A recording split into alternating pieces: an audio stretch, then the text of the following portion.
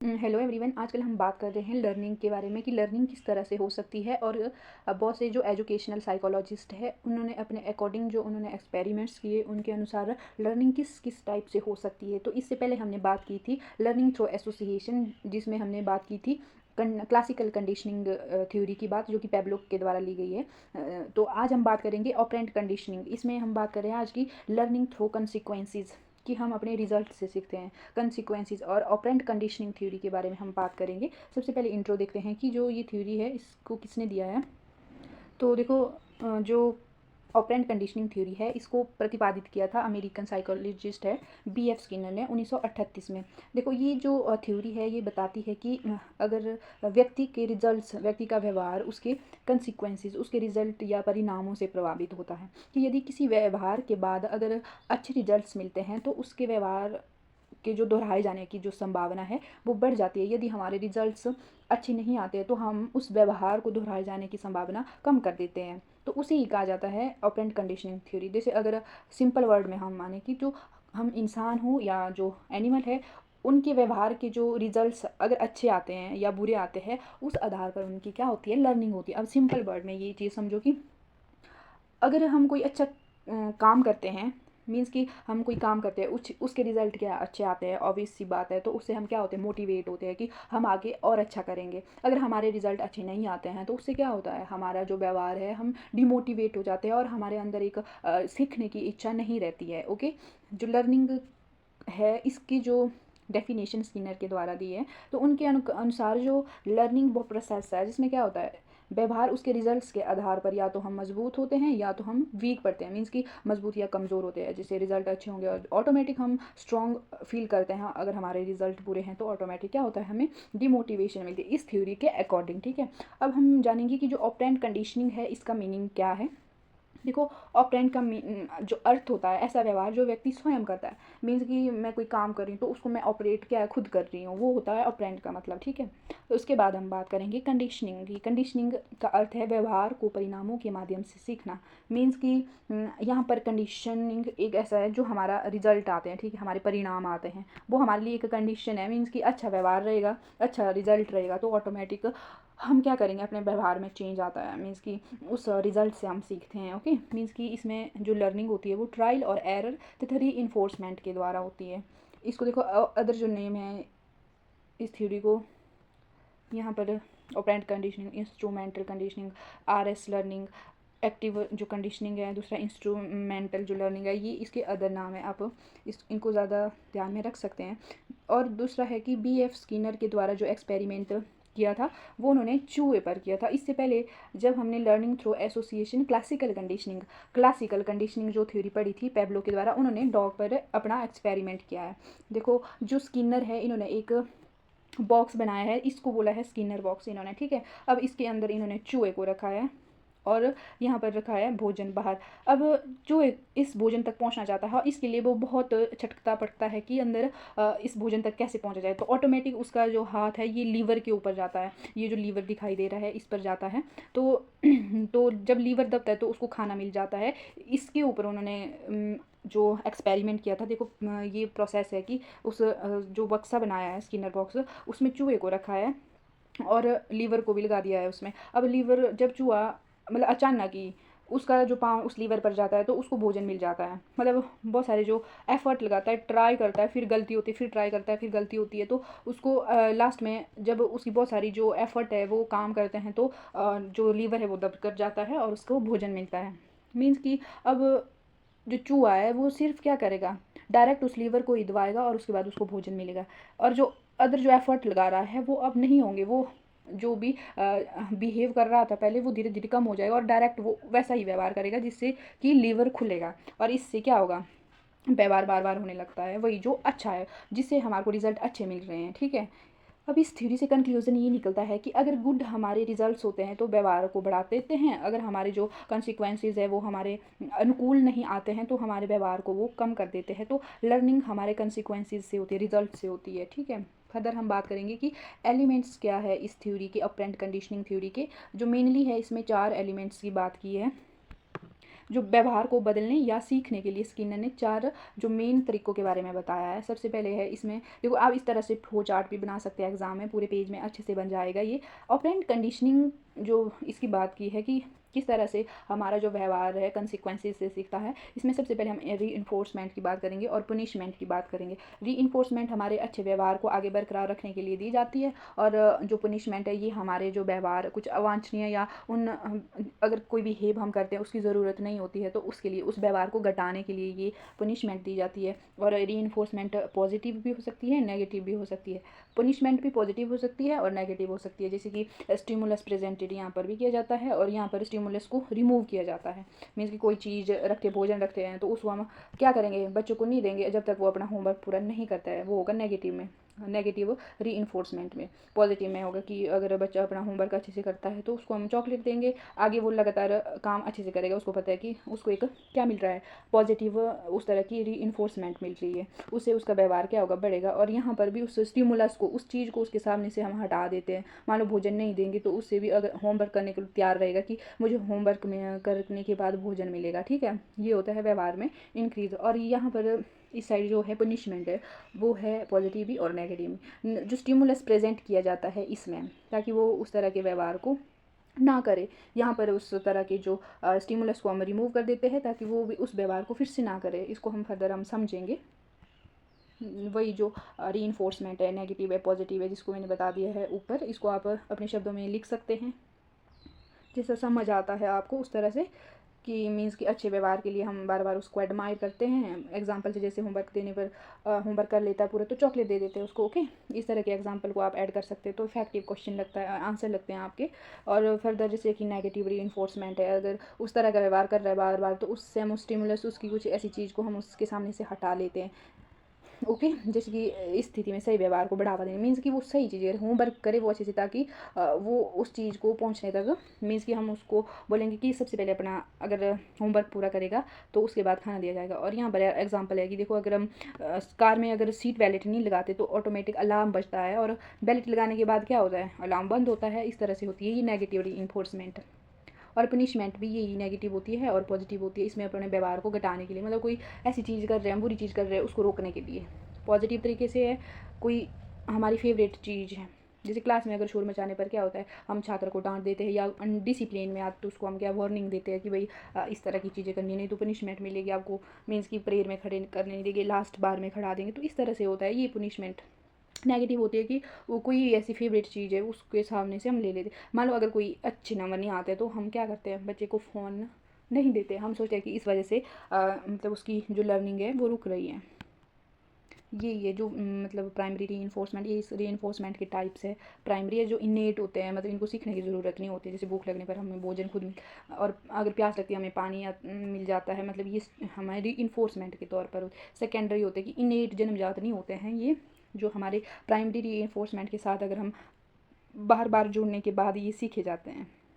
उदाहरण के लिए पैसा है तो जिससे हम क्या हो सकते हैं, भोजन को खरीद सकते हैं। ये इसके एग्जाम्पल है, ओके। फर्दर हम बात करेंगे कि जो रीइंफोर्समेंट की अनुसूची, मीन्स कि एक जो शेड्यूल बनाया है कि कब कब हम रीइंफोर्समेंट देते हैं, मीन कि किस व्यवहार के बाद हम उनको अवार्ड देंगे या किस नियम से दिया जाएगा, ये होते हैं। इसको हम 2 प्रकार से करते हैं, एक तो कंटिन्यू रीइंफोर्समेंट करते हैं, दूसरा हम रुक रुक के या पार्शली या इंटरमीडिएट ऐसा बोल सकते हैं इसको। जो हमारा ये इंटरमीडिएट है इसमें हम 2 टाइप्स में देते हैं, रेशियो में, इंटरवल में। इनको फर्दर हम एक्सप्लेन करेंगे। सबसे पहले हम करेंगे जो कंटिन्यूस इन रीइंफोर्समेंट होती है। इसमें क्या होता है, कोई भी व्यक्ति है, अगर वो जब जितनी बार वो सही व्यवहार करता है उतनी बार ही उसे क्या होता है, पुरस्कार मिलता है। जैसे सही उत्तर देने पर शिक्षक के द्वारा प्रशंसा, मीन्स कि अच्छे उत्तर देते हैं तो बार बार टीचर उसको एडमायर करेगा। दूसरा एग्जांपल देखते हैं, मीन्स कि अगर 10th क्लास में किसी बच्चे के अच्छे नंबर आते हैं तो उससे हम फिक्स कर देंगे कि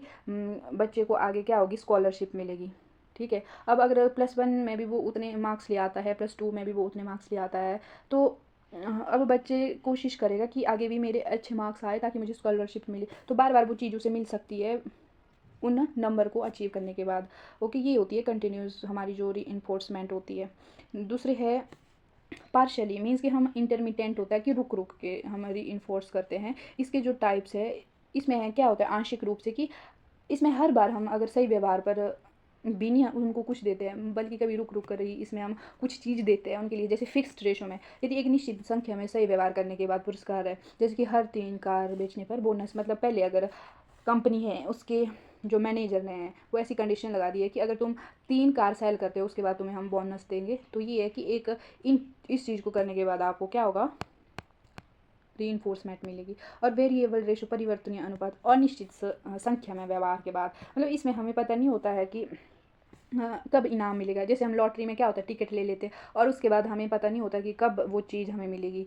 ये व्यवहार को सबसे मजबूत और परमानेंट बनाता है। जैसे और उदाहरण से भी समझ सकते हैं इस चीज़ को कि 5 उत्तर के बाद, कभी 8 उत्तर के बाद हम उनको बच्चों को क्या करेंगे, पुरस्कार देंगे। ठीक है। अब फिक्स्ड इंटरवल है कि निश्चित अंतराल के बाद, मीन्स कि मंथली हमारी जो सैलरी आती है निश्चित इंटरवल में, एक स्पेसिफिक समय के बाद 30 दिनों के बाद ऑटोमेटिक एक को आएगी सैलरी, ये होता है फिक्स इंटरवल के बाद। अब वेरिएबल इंटरवल में मीन्स कि इसमें टाइमिंग फिक्स नहीं होती है, मतलब शिक्षक के द्वारा कभी भी लिए जाने वाला सरप्राइज, जैसे कि ये इसमें हम टाइमिंग को नहीं देखते हैं। अब हम बात करेंगे प्रिंसिपल ऑफ ऑपरेंट कंडीशनिंग। इसके मुख्य सिद्धांत क्या क्या है, जितने भी इसके 5-6 सिद्धांत हैं इनको आप ऐसा करना, पहले ही लिख देना, इसका फ्लो चार्ट बना देना या पहले सभी पॉइंट्स को लिख देना, उसके बाद इनको आप एक्सप्लेन कर देना। ओके, सबसे पहले हम बात करेंगे कंसेप्ट ऑफ रीइंफोर्समेंट, जो कि क्लासिकल कंडीशनिंग का सबसे पहला एक क्या है, प्रिंसिपल है कि जो रीइंफोर्समेंट के द्वारा हम सीखते हैं, ये हम पहले भी एक्सप्लेन कर चुके हैं। देखो, रीइंफोर्समेंट होता है कि कोई भी स्टिमुलस या घटना जो किसी के व्यवहार के दोहराने या दोबारा होने की संभावना को क्या करती है, बढ़ा देती है। मीन्स कि स्टिमुलस, पहले ही बात की कि कोई अवार्ड मिलेगा तभी मैं बार बार उस अवार्ड को पाने के लिए वैसा व्यवहार करूँगी, वैसी मेहनत करूँगी, ये होता है रीइंफोर्समेंट। वो स्टिमुलस भी हो सकता है, मीन्स कोई चीज़ है वो, स्पेशली आप ऐसा समझो। ठीक है, जो हमारे एक्शन को क्रिएट करता है वो होता है स्टिमुलस विच क्रिएट एक्शन। और ये पॉजिटिव होती हैं और नेगेटिव होती है। रीइंफोर्समेंट, कुछ अच्छा जोड़ना चाहते हैं हम इसमें, और कुछ बुरी चीज़ें हैं उसको हम हटाना चाहते हैं। जो अच्छे काम के लिए हम इनाम देते हैं, दूसरे जैसे धूप के बचने के लिए हम चश्मा लगा देते हैं, सर दर्द होने पर दवा। ये होता है कि कोई कष्टदायी चीज़ है उसको हटाने, या कोई व्यक्ति नशा करता है, ठीक है, उसके नशे को छुड़ाने के लिए भी हम बहुत सारी चीज़ें करते हैं, वो आता है हमारे नेगेटिव रीइंफोर्समेंट में। ओके, फर्दर हम बात करेंगे शेपिंग। जब कोई व्यवहार बहुत कॉम्प्लेक्स होता है तो उसको हम उसके एक बार में नहीं सीखते हैं, कोई कॉम्प्लेक्स चीज़ें होती है। शेपिंग में क्या होता है, उस कॉम्प्लेक्स बिहेव को हम छोटे छोटे टुकड़ों में तोड़ देते हैं। जैसे जैसे हम अपने लक्ष्य की तरफ बढ़ते हैं, अपने गोल की तरफ बढ़ते हैं, तो उसके हर सही छोटे कदम को पुरस्कृत करते हैं। जैसे कि यहाँ पर आप उदाहरण से समझ सकते हैं इस चीज़ को। सर्कस में शेर को रिंग से कूदना सिखाने के लिए पहले उसको क्या करते हैं, सिर्फ रिंग के पास आने पर मांस का टुकड़ा देते हैं, फिर रिंग के छूने पर या उसके एंड पर उसे कूदने पर ये चीज़ देते हैं। ठीक है, ये होता है कि कोई कॉम्प्लेक्स चीज़ है ना, उसको हम छोटे छोटे पार्ट में काट देते हैं, मतलब डिवाइड कर देते हैं, फिर उससे हम पूरा क्या करते हैं, लास्ट में उसको वो चीज़ देते हैं। ये होता है मतलब शेप देना उस चीज़ को, अपने व्यवहार को, टफ टास्क से। अब टोकन इकोनॉमी की बात करेंगे, ये जो कि थर्ड इसका प्रिंसिपल है कि जो व्यवहार होता है हमारा, जैसे कि जब कोई व्यक्ति सही व्यवहार करता है तो उसे सीधे हम वास्तविक पुरस्कार, जैसे पैसा या खाना, मतलब सीधे हम उसको क्या करते हैं, पुरस्कार ना देकर टोकन, जैसे कि उस तरह से दिया जाता है। मतलब हम डायरेक्ट उसको नहीं करते हैं कि हमने उसको पैसा दे दिया या खाना दे दिया। इसमें क्या होता है, प्लास्टिक के सिक्के, स्टार या पॉइंट्स, मतलब स्कूल में स्पेशली ये चीज़ें हम क्या करते हैं, अपनाते हैं। जैसे मॉर्निंग असेंबली में आप देखते हो कि कोई बच्चा क्या है, वो अच्छे से पोइम बोलता है तो उसके मुंह में स्टार लगाते हैं कि अच्छा इसने आज बहुत अच्छे से प्रेजेंट की, तो वो होता है। तो बाद में इन टोकन को इकट्ठा करने के बाद यदि अपनी पसंद की बड़ी चीज़ या कोई विशेष अधिकार, मतलब बदल सकते, जैसे उदाहरण में स्कूल में बच्चे को शांत बैठने पर स्टार दिया जाता है, फिर सप्ताह के एंड पर उस स्टार मतलब के बदले उन्हें पसंदीदा खिलौना खरीदने देना, ये होता है टोकन में। मीन्स कि डायरेक्ट हम कोई चीज़ नहीं देती है, जैसे कि यहाँ पर बात की गई है। तो ये जो हमारे रीइंफोर्समेंट, बहुत सारी चीज़ें हो सकती है, वो ज़रूरी नहीं कि खाना हो, वो खाना, वो चॉकलेट हो सकती है, वो स्टार हो सकती है, वो आइसक्रीम हो सकती है, मतलब एक लोअर लेवल की जब हम बच्चों को पढ़ाते हैं उस टाइम की। फिर generalisation of stimulus and response, देखो जनरलाइज कर देते हैं हम, मीन्स कि पहले भी ये चीज़ हम पढ़ चुके हैं कि जनरलाइज करते थे हम, जो रिस्पॉन्स है उसको स्टिमुलस को पढ़ेंगे हम, जनरलाइज करते हैं। जब कोई व्यक्ति है वो मूल जो ओरिजिनल स्टिमुलस से मिलते जुलते अन्य जो स्टिमुलस है उनके प्रति भी वैसा रिस्पॉन्स देता है। जैसे ये क्लासिकल कंडीशनिंग थ्योरी में हमने अच्छे से पढ़ा था कि ओरिजिनल स्टिमुलस क्या होता है और कैसे रिस्पॉन्स क्रिएट करता है, आप उस वीडियो को जाकर देख सकते हैं। जैसे यदि किसी बच्चे को अगर सफ़ेद चूहे से डरना सिखाया गया तो सफ़ेद खरगोश से भी वो मतलब कि डरने लगेगा। मीन्स कि जो ओरिजिनल हमारा स्टिमुलस है वो वैसा ही रिएक्शन क्रिएट करता है जैसे कि जो अन्य स्टिमुलस है उस पर बच्चा वैसे रिस्पॉन्स देने लगता है। मान लो कोई सफ़ेद चीज़ है, बच्चे को उससे डर लगता है, कोई सफ़ेद चीज़ है, अब बच्चा इस चीज़ से उस डरता है, तो इसी तरह कोई सेम चीज़ अगर बच्चे को दिखती है तो इससे भी वो डरना शुरू कर देता है। मतलब दोनों चीज़ों को वो एक रिस्पॉन्स देने लगता है। ये होता है हमारा स्टिमुलस को जनरलाइज करना। मतलब बहुत सारी चीज़ें उनको वो सेम रिस्पॉन्स देता है। दूसरा है रिस्पॉन्स जनरलाइज, मतलब कि एक उद्देश्य को पूरा करने के लिए एक जैसे कई अलग अलग रिस्पॉन्स करना सीखता है। यदि बच्चे को हाथ मिलाने पर अगर शाबाशी देते हैं तो उसको अगर वो हाथ मिलाएगा उसके साथ वो मुस्कुराएगा, नमस्ते करना भी शुरू कर देगा। तो ऐसे में उसको क्या करेंगे, मतलब हम वो अलग अलग रिस्पॉन्स सीखता है चीज़ों के ऊपर। फिर एक्सटेंशन होता है, उसमें भी यही प्रिंसिपल था क्लासिकल कंडीशनिंग में। यदि कोई व्यवहार हमने सीखा है तो उसमें अगर हमें कोई भी रिस्पॉन्स कोई भी स्टिमुलस नहीं मिलता है तो क्या होता है, हम उस तो क्या होता है उसमें हमें कोई भी इनाम नहीं मिलता है, ना कोई भी रीइंफोर्समेंट नहीं मिलती है उसी तरह सीखते हुए व्यवहार का। तो बार बार जो व्यवहार है वो कम होने लगता है, तो अंत में हम पूरी तरह से उसको ख़त्म कर देते हैं। ये यहाँ पर उदाहरण से आप समझ सकते हैं, यदि चूहा लीवर दबाता रहे लेकिन उसको भोजन बिल्कुल ना दिया जाए तो लास्ट में लीवर को दबाना ही छोड़ देगा, वो होगा एक्सटिंक्ट। वो चीज़ सीखी थी उसने, वो क्यों करेगा अब, ये होता है एक्सटिंक्शन। ओके, फर्दर हम बात करेंगे स्पॉन्टेनियस रिकवरी। स्पॉन्टेनियस रिकवरी में क्या होता है कि अचानक ही हमारे अंदर का जो सीखी हुई चीज़ है वो बाहर निकलती है। जैसे कोई व्यक्ति है, कोई जीव है, जीव को दोबारा उसी वातावरण अगर स्थिति में लाया जाए जो उस वो भूला हुआ है, अचानक अपने आप दोबारा प्रकट हो जाती है वो चीज़। हालांकि इस बार वो व्यवहार पहले जितना इफेक्टिव नहीं होता है। जैसे कि उदाहरण से यही समझ सकते हैं आप कि लीवर दबाना बंद करने के कई दिनों के बाद अगर चूहे को दोबारा स्किनर बॉक्स में रखने पर वो अचानक फिर से एक बार लीवर दबाने की कोशिश करता है। ठीक है, अब हम इसकी करेक्टरिस्टिक्स की बात करेंगे। आप इसका फ्लो चार्ट भी बना सकते हैं इस तरह से, जो भी है पूरे करके पूरे पेज में बना सकते हैं अगर आप एग्ज़ाम ओरिएंटेड है तो हमारा जो व्यवहार है रिजल्ट से कंट्रोल होता है। मीन्स कि अच्छे रिजल्ट होंगे तो अच्छा व्यवहार होगा, हमारा मोटिवेशन मिलेगी। और दूसरा है कि लर्निंग जो हमारी होती है री उसको मजबूत बनाती है।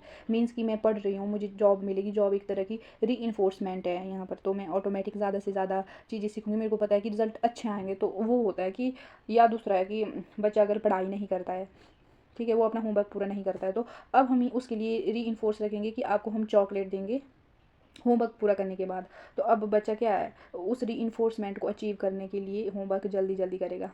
ये होता है, उससे हम सीखते जल्दी है, उसका एक्टिव लर्निंग होती है। मीन्स कि हम इसमें एक्टिव तरीके से फिर काम करते हैं, फिर हम लर्न करते हैं इससे। ठीक है, व्यवहार में परिवर्तन लाने पर प्रभावी माध्यम है। मीन्स कि इससे क्या होता है, अगर हम इफ़ेक्टिव तरीके से हम अपने बिहेवियर में चेंज लाना चाहते हैं तो ये जो ऑपरेंट कंडीशनिंग है बहुत ही इफ़ेक्टिव है। मीन्स कि क्लास में बच्चा कोई शोर करता है, तो उसको हम क्या करेंगे, क्लास से बाहर निकाल देंगे ताकि वो शोर ना करे। ये मतलब कि ये उसको एक पनिशमेंट होती है ताकि वो उस तरह का व्यवहार ना करे। इस तरह से हम उसको मतलब डिसिप्लिन में ला सकते हैं। तो क्लास टीचिंग में भी ये बहुत उपयोगी होती है। ओके, देखो अब जैसे हमारी एजुकेशन में इसकी क्या उपयोगिता है, किस तरह से ये हमें आज के टाइम पर भी बहुत ही क्या है इफ़ेक्टिव लगती है ये वाली थ्योरी। देखो छात्रों को प्रेरित करती है। मीन्स कि अगर बच्चा फर्स्ट आता है तो उसको क्या होता है, हम प्राइज़ देते हैं, कैश प्राइज़ देते हैं और कोई ऐसी चीज़ देते हैं, तो ऑटोमेटिक बच्चा इस चीज़ से प्रेरित हो रहा है कि मैं अगर फर्स्ट आऊँगा तो मुझे भी ये प्राइज़ मिलेगा। तो उस तरह से एजुकेशन में भी ये बहुत ज़्यादा इफ़ेक्टिव है। दूसरा है कि डिसिप्लिन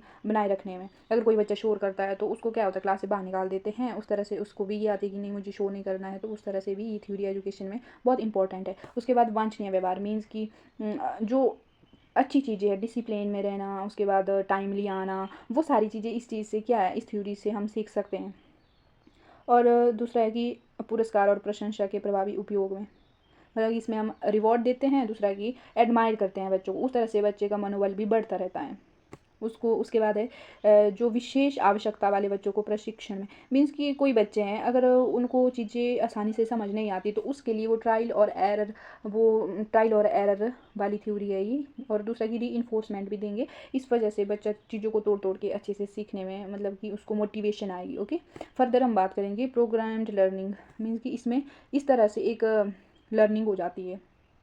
फर्दर इसकी जो लाभ है देखो कि अधिगम को स्थायी बनाता है। मीन्स कि ट्रायल और एरर के द्वारा हमने कोई भी चीज़ सीखी है ना, वो हमारे उसमें क्या रहती है, परमानेंट रहती है। वो हमें पता लगता है कि अच्छा इसी तरह से मान लो मुझे यहाँ जाना है तो पहले मैं बहुत सारी कोशिश करती हूँ यहाँ से जाने की, यहाँ से जाने की, यहाँ से जाने की। तो जब मुझे पता लगता है कि ये रास्ता भी यहाँ तक पहुँचने का, तो मैं यहाँ से क्यों जाऊँगी, ऑटोमेटिक मैं यही रास्ता अपनाऊँगी। तो इस तरह से क्या होता है, परमानेंट हम इस चीज़ को करते हैं, मतलब जो अवांछनीय व्यवहार करते हैं हम ना, वो कम हो जाते हैं इस थ्योरी से। तो इसलिए लर्निंग को परमानेंट बनाती है, मोटिवेशन भी देती है, मीन्स कि कोई चीज़ मिलेगी तो तभी करूँगी तो मोटिवेशन मिलेगी। दूसरा, हमारा जो व्यवहार में चेंज होगा, कोई बुरा व्यवहार करते हैं इससे वो चेंज हो सकता है, और जो क्लास मैनेजमेंट में उसको भी इजी करता है। अब इसकी कुछ लिमिटेशन भी है, देखो इस जो भी ये मैंने उसके बेनिफिट, कैरेक्टरिस्टिक्स और लिमिटेशन है, इसके लिए आप अच्छे से फ्लो चार्ट बना सकते हैं, तो बहुत बड़ा आपका क्वेश्चन बन जाएगा। इसमें रिवॉर्ड पर ज़्यादा निर्भर है, मीन्स कि कोई रिवॉर्ड बाहर से ही रखा, मेरे इंटरनल मुझे मोटिवेशन नहीं आ रही है काम करने की, मैं डिपेंड हूँ बाहरी इसी स्टिमुलस पर, तो ये इसकी लिमिटेशन है।